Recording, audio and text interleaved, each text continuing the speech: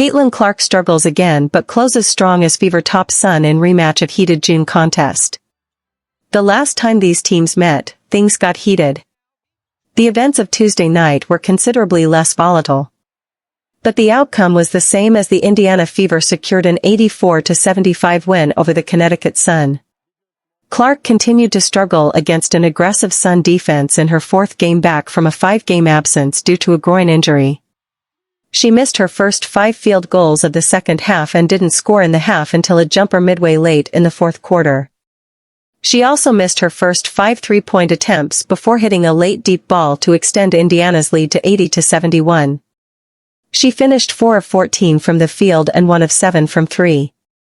The effort marked Clark's 4th straight game since her return from injury in which she shot 33.3% from the field or worse. But Clark scored 9 straight Fever points late in the game to help put the Sun away.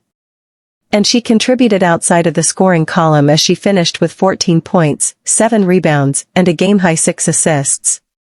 She turned the ball over 5 times.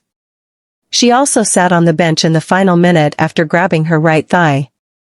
It wasn't immediately clear if she re-injured her previously injured groin. Fellow Fever All-Star Aaliyah Boston was also limited in an 11-point effort while shooting 2 of 6 from the floor. She didn't score her first field goal of the game until the third quarter. But Natasha Howard, 18 points, and Kelsey Mitchell, 20 points, picked up the slack to spoil the Connecticut showcase in front of a sold-out TD Garden crowd of more than 19,000 fans in the home of the Boston Celtics. Their previous meeting on June 17 resulted in multiple scuffles and 3 late-game ejections after Indiana's Sophie Cunningham committed a hard foul on Connecticut's J.C. Sheldon. That foul led to a tussle under the basket and Cunningham, Sheldon, and Connecticut's Lindsey Allen getting tossed. By then, the outcome of the game was squarely in hand in favor of the Fever. Cunningham's foul of Sheldon appeared to be in retaliation for an eye poke of Clark in the first half that sparked another scuffle that resulted in Marina Mabrey shoving Clark to the court. Mabrey wasn't ejected, but the WNBA upgraded her shove of Clark to a flagrant 2 after the game.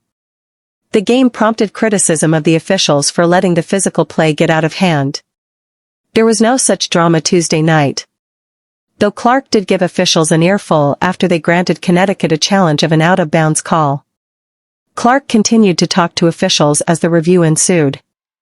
It was ultimately ruled in favor of the Sun, and Connecticut was granted possession of the ball, overturning the call on the floor. That was largely the extent of any drama Tuesday as Connecticut played Indiana to a much closer game, whose outcome wasn't decided until the final moments. But the Fever prevailed to and improved to 12-10. They'll face the reigning champion New York Liberty Wednesday in their last game before the All-Star break.